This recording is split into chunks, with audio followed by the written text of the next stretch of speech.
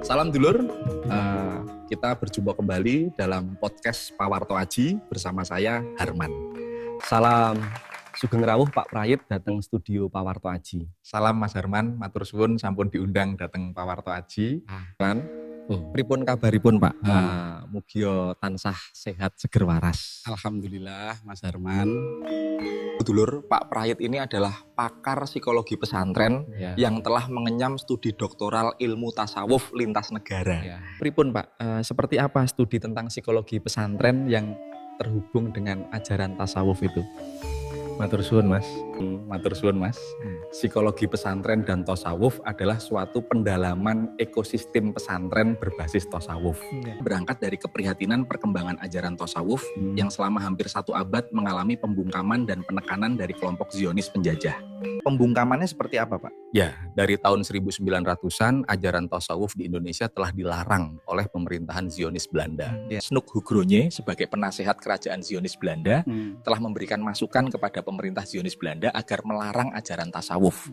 Karena ajaran tasawuf dan torekot dianggap sebagai musuh besar bagi Belanda, di mana banyak pergerakan perjuangan kemerdekaan bangsa Indonesia lahir dari pemuda-pemuda didikan pesantren tasawuf. Dan karena pengaruh propaganda negatif dari Zionis Belanda itulah, sampai hari ini banyak pesantren tidak lagi mengenal ajaran tasawuf. Kenapa Zionis Belanda begitu takut kepada ajaran tasawuf? Karena salah satu ajaran tasawuf mendidik orang untuk anti penjajahan. Dan perlu diketahui bahwa bangsa Indonesia ini didirikan oleh mayoritas ulama tasawuf seperti Mbah Hasyim Asy'ari, dan beliau adalah ulama tasawuf dan torekot sekaligus ulama negarawan yang juga menjadi pendiri NKRI ini. Nah, hal seperti ini sangat jarang sampai ke publik informasinya. Betul, karena mayoritas orang sekarang sudah gak ngerti apa itu ajaran tasawuf dan torekot. Apakah sekarang masih ada pesantren yang mengajarkan tasawuf? Masih ada, namun jumlahnya sangat teramat sedikit. Pak Prayit, akhir-akhir ini beberapa pesantren NU mengalami peristiwa yang menghebohkan. Dari Al-Khazini Sidoarjo hingga Lirboyo. Propun Pak? Betul, sepertinya memang ada serangan gelap kepada pesantren-pesantren NU, nuansanya memang politis. Saya baru ngerti Pak, ada Zionis lokal. Itu sudah lama Mas, termasuk warisan Zionis Belanda yang masih ada hingga sekarang. Pak Prayit, monggo disambi. Nggih Mas, matur suwun.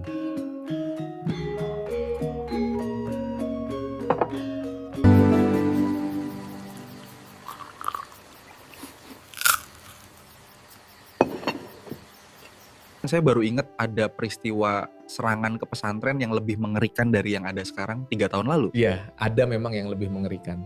Kalau nggak salah pesantrennya bernama Sidikiyah di Jombang. Sidikiyah itu nama torekotnya Mas. Jadi nama pesantrennya apa Pak?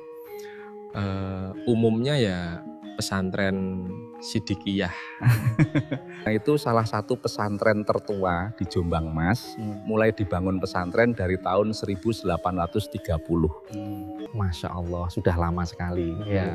Betul Mas. Dan itu pesantren sangat bersejarah. Sejarahnya seperti apa Pak? Sang proklamator kecil dulu dan orang tuanya sempat ngaji di sana. Masya Allah, ini merupakan sejarah yang baru terungkap. Betul Mas, karena memang sengaja ditutup-tutupi sama Zionis lokal. Sekarang saya baru paham Pak, kenapa pesantren Sidikiyah dulu diserang membabi buta. Iya Mas, karena di sana mengajarkan cinta tanah air dan itu sangat dibenci sama Zionis lokal. Lucunya, saat pesantren Sidikiyah diserang, mayoritas pesantren NU ikut mendukung penyerangan terhadap Sidikiyah. Astagfirullah. Ironis dan ambigu memang, saat sekarang pesantren NU diserang, banyak yang membela, istilahnya ada standar ganda. Dan PBNU secara jelas mendeklarasikan hubungan dengan Zionis Israel. Bagi pendapat banyak orang yang paham, Sidikiyah sudah ditarget Zionis lewat tangan Zionis lokal. Ini benar-benar di luar nalar Pak. Betul Mas. Dan lucunya pesantren NU yang sekarang diserang, dulu ikut menyerang pesantren Sidikiyah juga. Lebih keji lagi, Sidikiyah dituduh teroris dan radikal. Padahal di sana mengajarkan cinta tanah air yang mendalam.